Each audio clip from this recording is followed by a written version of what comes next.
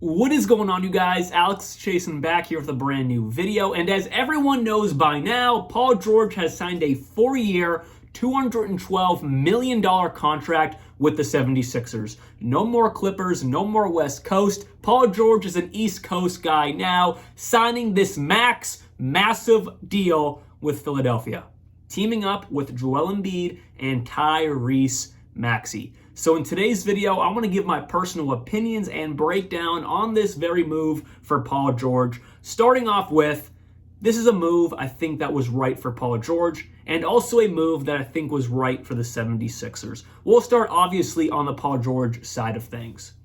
Everything with the Clippers never really went right. That great core of Kawhi and PG13, bringing other guys along the way into that unit, went to the Western Conference Finals once, lost to the Phoenix Suns, who went to the finals. Obviously, they lost to the Bucks that year. But I think if that Clippers team made it to the finals, they might have had a better chance than that Phoenix Suns team. Just my personal opinions. You have Kawhi Leonard, who has championship experience and has won it multiple times at that level. And then, of course, Paul George was obviously a very good piece to that team.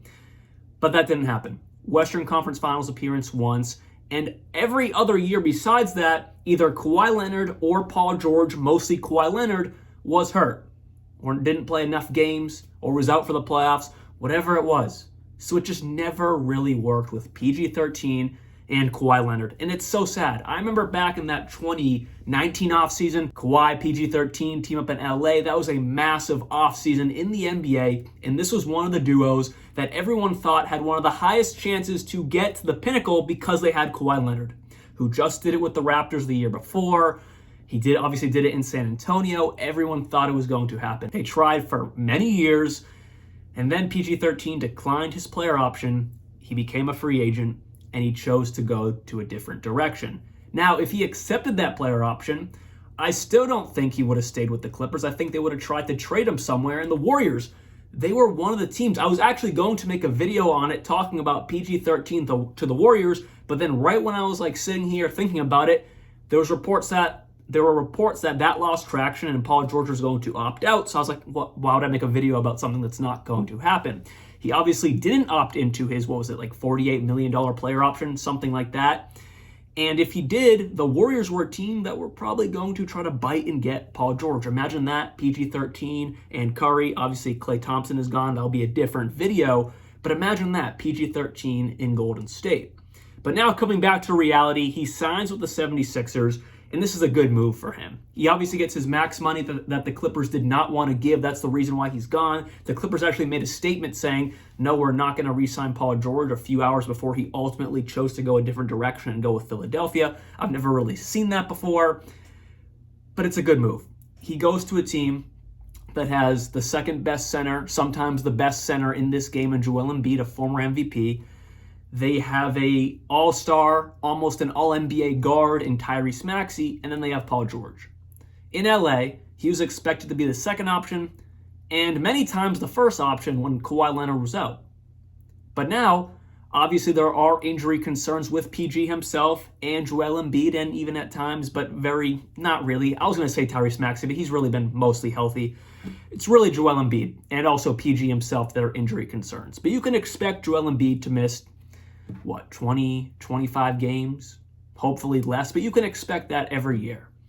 PG13 and Tyrese Maxey can obviously take over a bit better than prior. It was Tobias Harris. So they are in a much better spot in the most likely absence at some point of Joel Embiid in the regular season. But come playoff time, and hopefully, knock on wood, Joel Embiid doesn't get hurt, PG13 can realistically be that third option. Where in LA, he was expected to be that 2, and a lot of times 1. And that's just not really who he is anymore. When you have Joel Embiid, Tyrese Maxey, Paul George fits in right behind Tyrese to that, 2A and 2B type of rotation. So I really do like that aspect for a good situation for Paul George. Now, on the Philly side of things, this is a lot of money on a man who does have injury concerns as of late. And on top of that, he's not as great as he was when he signed with the Clippers. He's still good, but he's a third option in this league. He's not a true 1 anymore. But he still is someone that Tobias Harris isn't. He can create his own shot, a fantastic perimeter defender, so he is a major upgrade over Tobias Harris, who was on a big contract himself. But yes, it is a lot of money. And this is a contract that, you get 2 good years out of Paul George, you could look to move him in that 3rd or 4th year of this deal. So I wouldn't be too scared if you're a 76ers fan that if this doesn't work out, you're stuck with a 36, 37, maybe a 38-year-old Paul George getting 50, 60 plus $1 million a year. I don't have the exact numbers in front of me, but I wouldn't be too worried. That is a movable contract in the 3rd or 4th year.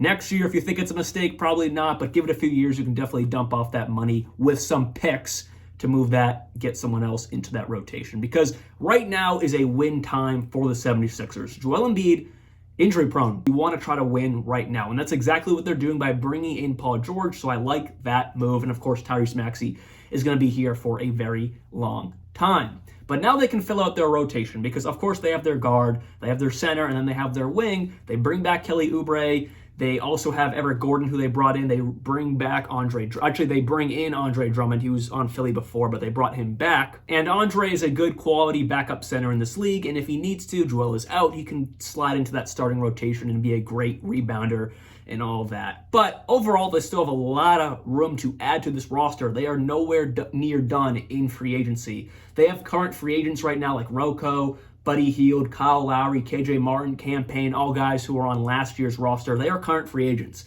I saw a report that Buddy Hield has interest, and also the Warriors have interest in signing him. So maybe he goes to Golden State, maybe he leaves Philadelphia, but you can re-sign Rocco, you can bring back Kyle Lowry if you want. They did just bring in Jared McCain, obviously, in the draft, but he's more of a 2-guard, not much of a 1. Mr. TikTok boy, but I think he's actually going to be a good piece right away for this team. He was the best player on that Duke team. Say what you want about the TikToks, but he was the best player, or at least the most consistent player on that Duke team. And I think he can bring that energy and that play style right into the league.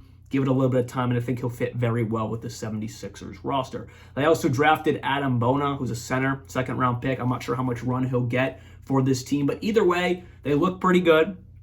I like where they are, but at the end of the day, this is all to compete with Boston. Everything surrounds the Boston Celtics. That's why they got Paul George. They got this wing to match up on Brown or Tatum, to try to compete with them. Also try to compete with the Knicks, who are trying to beat the Boston Celtics as well. Everything in the Eastern Conference, and really the league, if you look at it, is kind of lining up to match up with the Celtics, who are currently the best team in this league, of course, champions. The Knicks did the same thing by bringing in Mikal Bridges, retaining OG Anunoby. That was massive. That's a huge thing, bringing in OG Anunoby. And now the 76ers do something similar by bringing a great wing in Paul George into this team. So overall, I like this. Again, it is a lot of money. There's no denying that, but it's for 4 years.